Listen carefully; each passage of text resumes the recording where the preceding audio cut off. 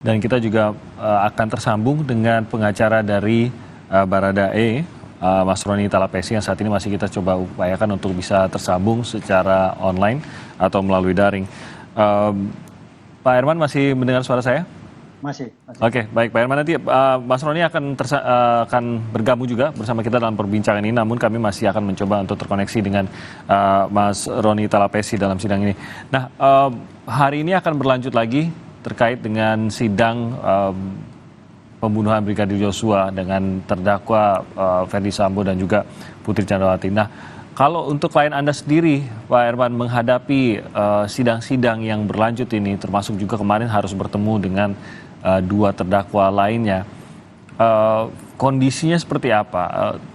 Kalau kita melihat memang ini sidang yang penuh dengan tekanan lah begitu, karena harus mengungkap sesuatu yang mungkin tidak menyenangkan untuk dibicarakan. Tapi kondisi klien Anda sendiri yang bisa Anda ceritakan seperti apa dalam menyampaikan keterangan-keterangan dalam sidang ini, Pak Herman?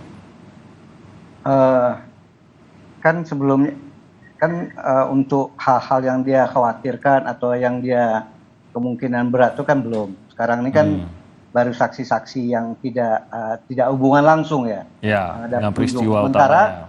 Sementara kalau dengan saudara Richard, saudara Kuat, saya kira tidak ada hambatan. Mereka kan di suatu tahanan rutan di Baris Krim, walaupun kamarnya beda-beda. Pasti ada ketemu lah mereka ya. Jadi tidak ada hambatan. Kecuali mungkin ketemu sama Sambo, ketemu sama ini nanti ya, mungkin itu yang memerlukan kesiapan mental khusus bagi RR. Dan ini disampaikan oleh klien Anda kepada Anda? Sekarang ini belum pernah, cuma waktu awal-awal dulu aja Pak. Kalau sekarang saya tidak ada lah ada hambatan atau omongan apa-apa, cuma kan kita bisa menduga nanti kalau Pak Sambo tentu ya dia akan lebih harus kita perkuat dari itu. Adakah keraguan bagi klien Anda, mengingat kita masih mendengar bahwa ada upaya-upaya untuk mencoba mengintervensi dalam sidang ini, ada sejumlah kesaksian yang dipercaya merupakan kesaksian palsu juga yang disampaikan dalam sidang ini. Adakah mungkin tekanan juga mungkin secara pribadi kepada Ricky Rizal, kepada klien Anda dalam mengungkap sebenar-benarnya, mengingat menyadari bahwa ada yang masih mencoba campur tangan di sini? Kita tidak tahu campur tangan. Yang jelas sejak saya masuk tentu saya udah jaga, saya udah kasih tahu sikap. Kalau ada sesuatu hal yang intervensi terhadap RR, apakah di dalam, apa berbagai cara, dia tolong sampaikan ke saya, gitu, supaya kita menjaga dan mengantisipasinya. Kecuali ya kita tidak tahu kalau ada yang dia tutup. Yang jelas saya udah meminta selama ini dia udah bicara benar, udah jujur, dan begitu juga. Kalau ada intervensi, ada yang membuat dia nanti merugikan atau merubah lagi keterangan itu, ya tolong dikasih tahu supaya kita mempersiapkan dirinya lebih maksimal pada saat dibutuhkan, pada saat kesaksian, misalnya pada saat Sambo atau istrinya yang hadir dalam sidang dia sebagai terdakwa. Tapi akan merasa terintimidasi ya kalau memang sampai harus bertemu tatap muka dengan Sambo ataupun Ibu Putri? Ya, secara psikologis ya kita manusiawi ya, kita bagaimanapun mereka pimpinan gitu kan, dan sama-sama sekarang kita merasa gini ya, lepaslah bagaimanapun kejadian ini juga harusnya tanggung jawab Sambo terhadap perkara ini, banyak yang kena gitu ya. Tapi ya sekarang udahlah, dia sudah menjalani, ya silahkan, ya tentu keadilan untuk semua, ya tentunya siapa yang paling bertanggung jawab dalam perkara ini. Kita jalanin aja secara natural gitu. Begitu kalau prinsipnya saya memberikan arahan kepada saudara Ricky gitu. Oke. Saat ini Mas Roni juga tampaknya sudah bergabung bersama kami. Mas Roni, selamat pagi. Selamat pagi Mas Roni. Selamat pagi, Mas Tim. Pagi, terima kasih Mas Roni sudah bergabung bersama kami. Mas Roni, kemarin Anda juga sempat menyampaikan bahwa ingin agar sidangnya bisa dilakukan secara terpisah, tapi kita lihat kemarin sudah dilakukan dengan digabung. Bagaimana tanggapan Anda, apa mungkin evaluasi juga dari sidang yang sudah berlangsung kemarin? Ya, Mas Tim, perlu diingat bahwa memang dari awal ini kan Richard Eliezer di, dibuat seperti sendiri ya. Hmm. Jadi Richard Eliezer ini seolah-olah bahwa image yang dibangun bahwa keterangan Richard Eliezer ini hanya seorang diri. Tapi ketika persidangan berjalan, kalau kalau teman-teman melihat bahwa persidangan 2, ketiga itu akhirnya kan terbuka dan banyak fakta-fakta baru kan yang mendukung keterangan Richard Eliezer. Jadi banyak orang itu yang berbicara tetapi tidak mengerti isi perkara ini, itu yang saya sangat sayangkan kan. Iya. Jadi ketika fakta-fakta yang terungkap di persidangan ini yang menguntungkan Richard Eliezer kemudian sekarang digabungkan, tentunya kan kami keberatan. Kami mengajukan permohonan kepada majelis hakim supaya apa? Tetap dipisah. Karena apa? Kami kalau dipisah, kami punya keleluasan untuk menggali saksi-saksi yang dihadirkan. Dan juga secara psikologisnya klien kami itu akan lebih stabil ya, karena apa, tidak dikepung lagi sama orang-orang yang kesaksian-kesaksian yang menyudutkan klien kami. Nah, tetapi sekali lagi kami hormati apa yang sudah menjadi keputusan majelis hakim.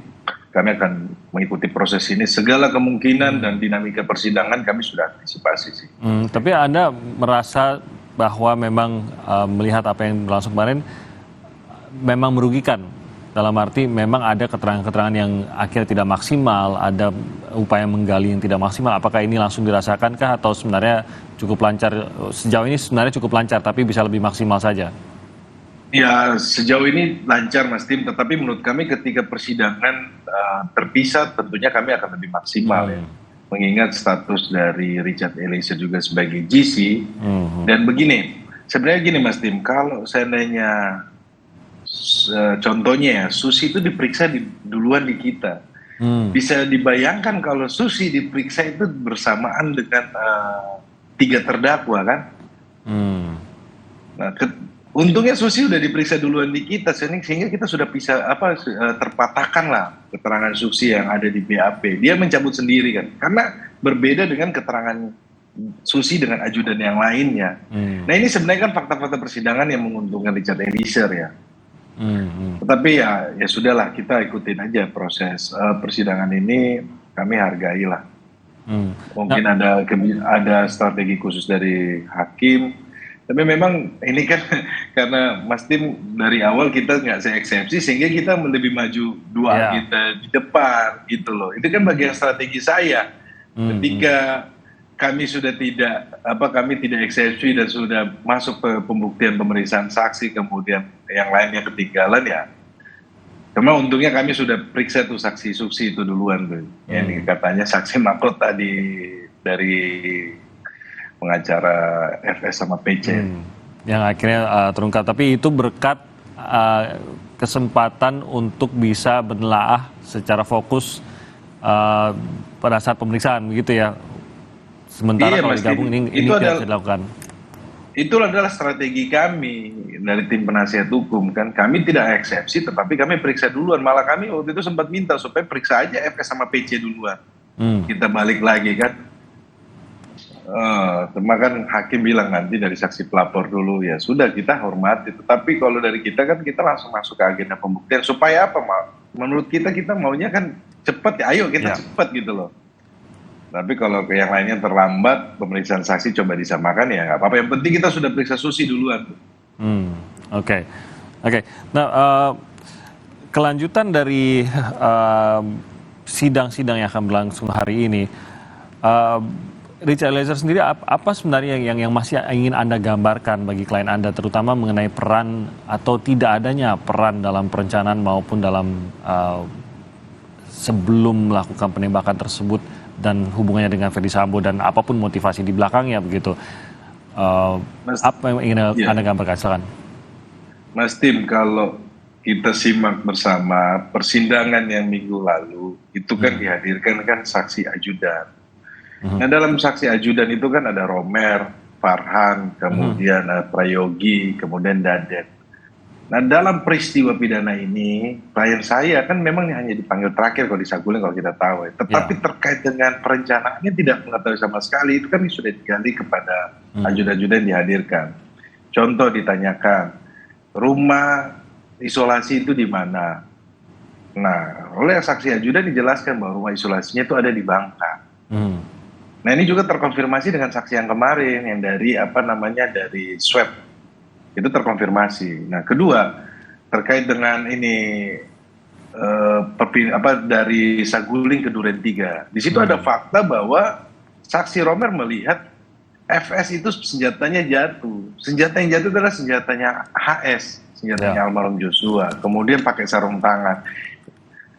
Nah, ini yang saksi-saksi yang ini dulu kan sempat dibilang bahwa Eliezer sendirian.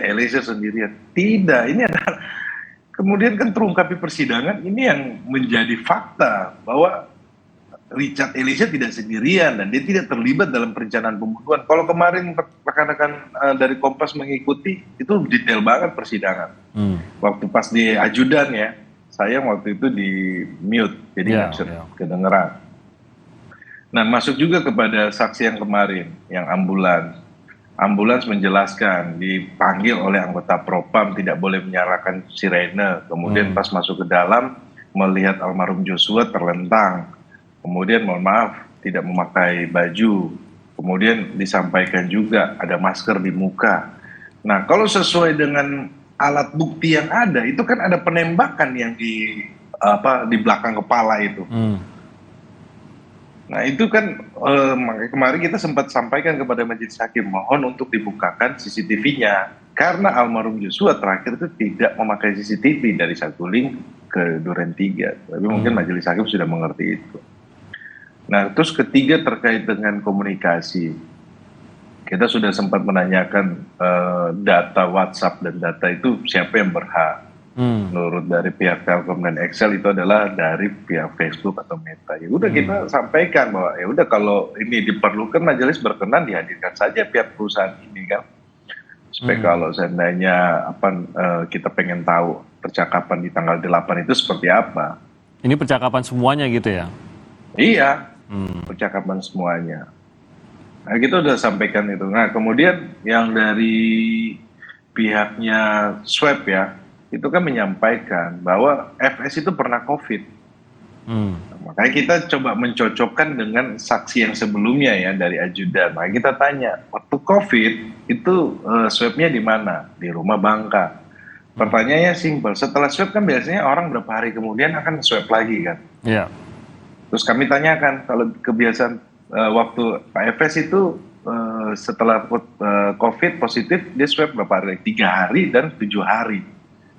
Terus pertanyaan kami yang kedua, itu swabnya di mana? Di rumah Bangka.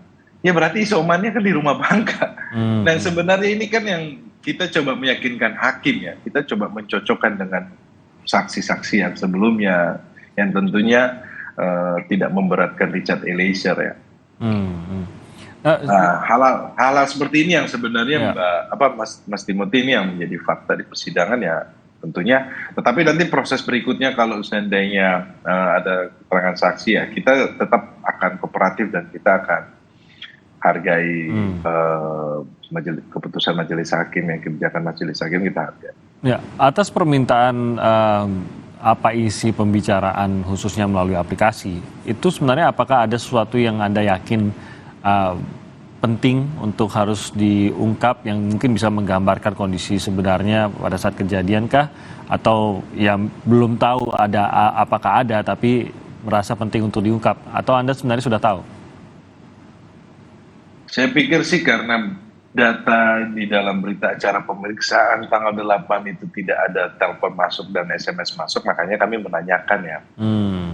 Nah, kami berharap bahwa ya itu nanti nilai pembuktiannya ada di jaksa penuntut umum tentunya, tapi kami mengingatkan kan juga terkait dengan data yang tanggal 8 ya, telepon dan SMS itu kami menanyakan.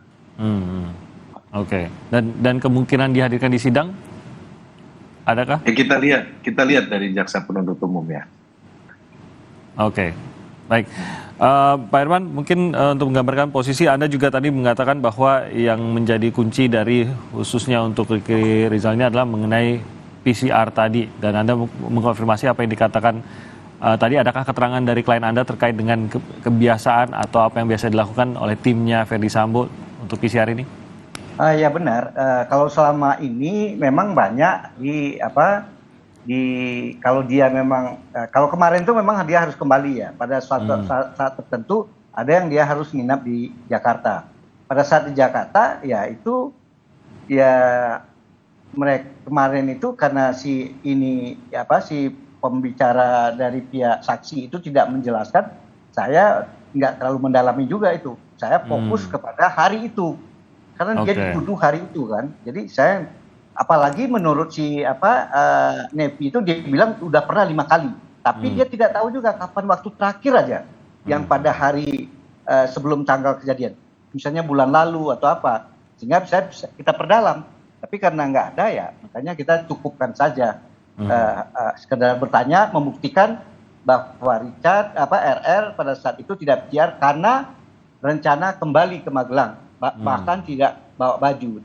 Tahu-tahu ada kejadian yang di luar dugaan. Oke, baik. Nanti kita akan pantau lagi. Hari ini juga akan ada sidang. Kita akan ikuti bagaimana sidang yang akan menghadirkan terdakwa Verdi Sambo dan juga Putri Candrawati dalam sidang hari ini. Terima kasih banyak atas waktunya Pak Herman Nuar dan juga Mas Roni Talapesi. Terima kasih dan selamat pagi. Salam sehat untuk Anda berdua. Saudara, kami akan kembali lagi dengan informasi lainnya. Tetap bersama kami di Sapa Indonesia Pagi.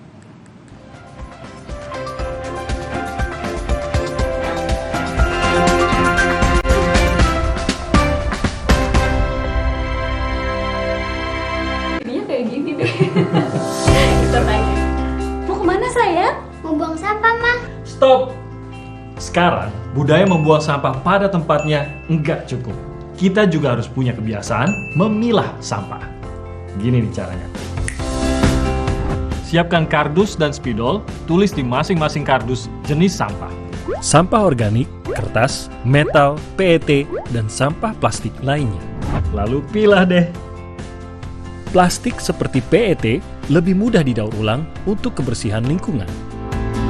Nah, hal sederhana yang dimulai dari diri sendiri ini akan memberi dampak besar bagi pengelolaan sampah, khususnya sampah plastik PET, karena setelah didaur ulang akan menghasilkan dakron, bahan baku karpet, bahan konstruksi jalan tol, dan sebagainya. Gimana? Nggak ribet kan?